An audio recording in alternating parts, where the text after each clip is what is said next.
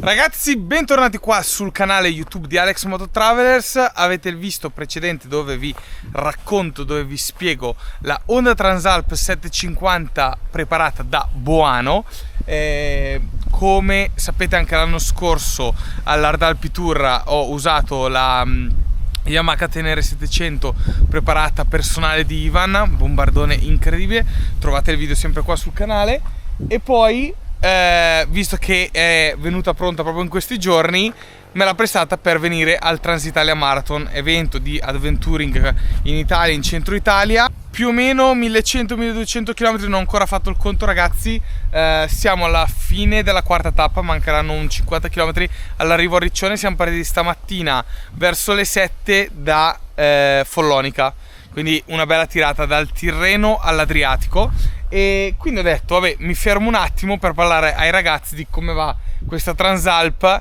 Però prima vi dico, io non ho provato il Transalp originale, ok? Quindi non ho un metodo di paragone sulla moto originale, ma ho guidato solo questa, ovvero quella preparata con diversi interventi. Adesso andiamo a fare un recap degli interventi per chi magari non ha visto il video precedente, e poi vi vado a dare un po' quelle che sono state le mie sensazioni in questi giorni, anche perché comunque di chilometri abbiamo fatti. Su 1100-1200 km abbiamo fatto più della metà in fuoristrada, non un fuoristrada incredibilmente impegnativo, non siamo andati a fare mulattiere, ma comunque abbiamo fatto un bel fuoristrada.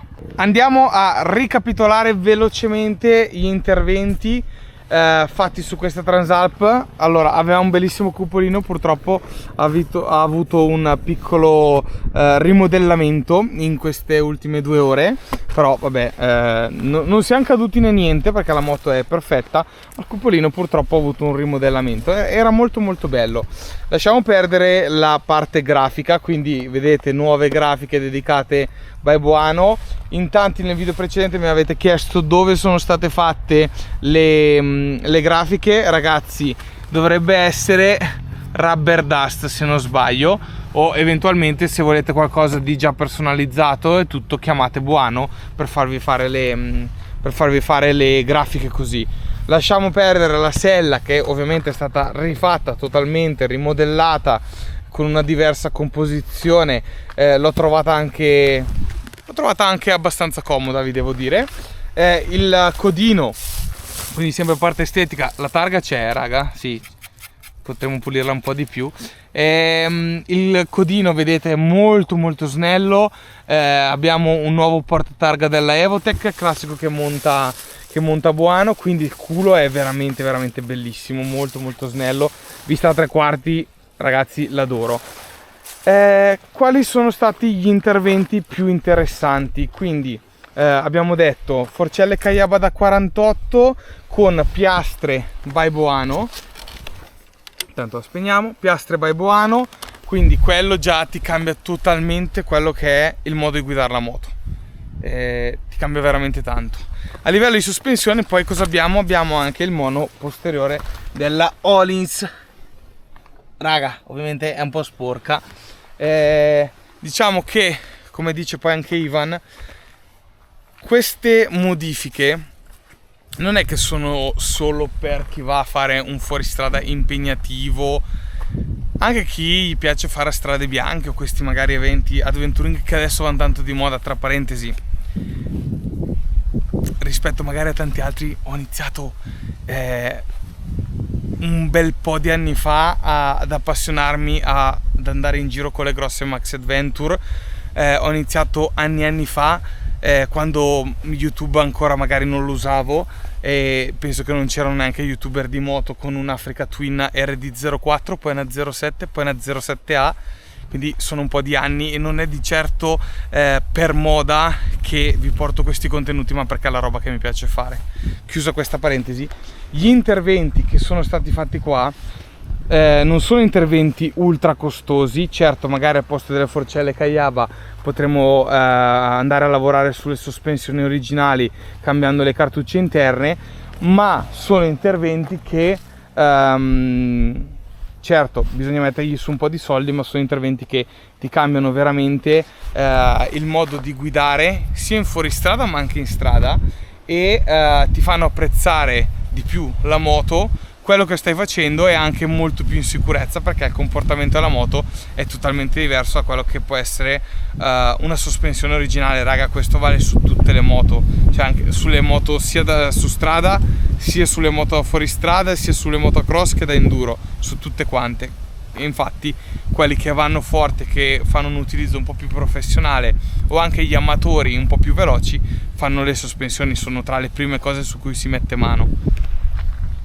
Una delle cose che mi ha sorpreso di più di questa moto qua, ragazzi, che non credevo, è stato il motore. Ora mi dite 92 cavalli non sono molti, vi dico che in fuoristrada vi faccio vedere come la sto usando alla metà della potenza, perché a usarla, vedete la mappa motore, la P, vediamo, la P è a metà, perché in potenza piena, ragazzi, in fuoristrada con questo peso e tutto quanto, ha un motore che è strabiliante, viaggia veramente fortissimo, secondo me anche troppo. Cioè, scendendo dal Tenere, anche l'altro giorno ce la si è scambiata con Sasà ha il suo Tenere 700, quello dell'Africa Eco Race, ce la si è scambiata, ragazzi. Cioè, questa moto va veramente tantissimo, e vi posso garantire che preparata così, quindi considerate che poi Ivan gli ha fatto la mappa con UpMap, lo scarico completo SC in titanio, 2-3 ritocchini al gas, eccetera eccetera. L'acceleratore ha una reattività che è veramente fuori di testa, è incredibile la reattività, ma poi vi metto un video quando farò il video della Transitalia e capite veramente la reattività che ha questo acceleratore. Anzi, adesso magari la metto un attimo in moto, vi faccio sentire che roba che è.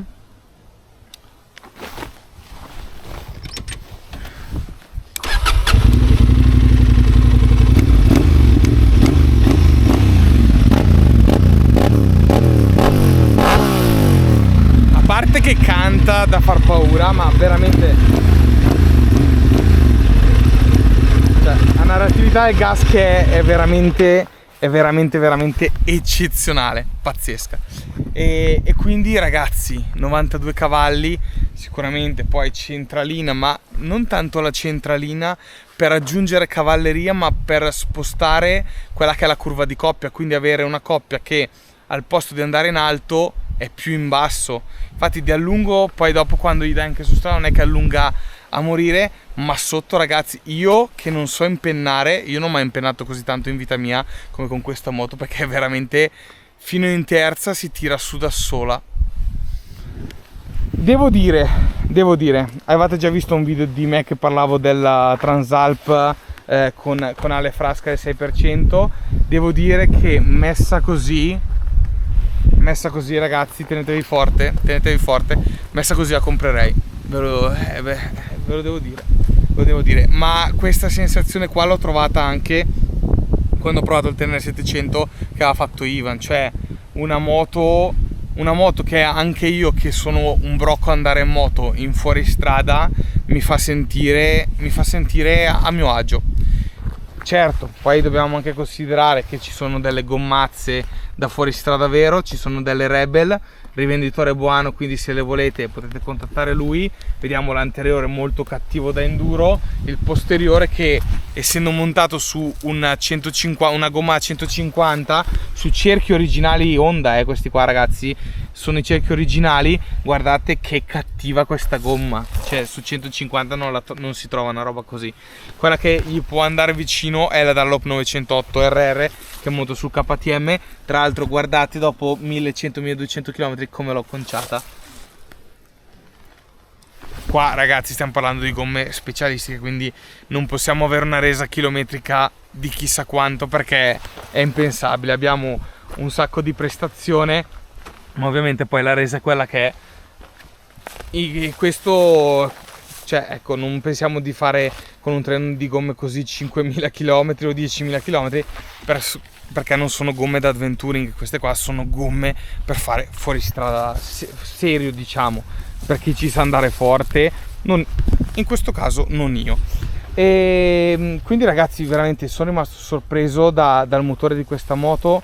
Reparto sospensioni appunto curato a Boano, che ti fa sentire quello che volevo farvi capire è che comunque fare degli interventi, se usate la moto in fuoristrada, anche se non siete dei piloti ma siete degli amatori che vi piace proprio il fatto di guidare la moto su strade bianche, così, quegli interventi sulle moto, secondo me, poi ovviamente dovete avere anche dall'altra parte uno che vi ascolta, che riesce a capire come tararvi le sospensioni, provare eccetera eccetera, ma secondo me sono degli interventi che sicuramente fanno la differenza, sicuramente secondo me fanno la differenza. Quindi se è una cosa che vi può interessare, andate da Boano o qualsiasi altro che fa sospensioni e dateci un'occhiata.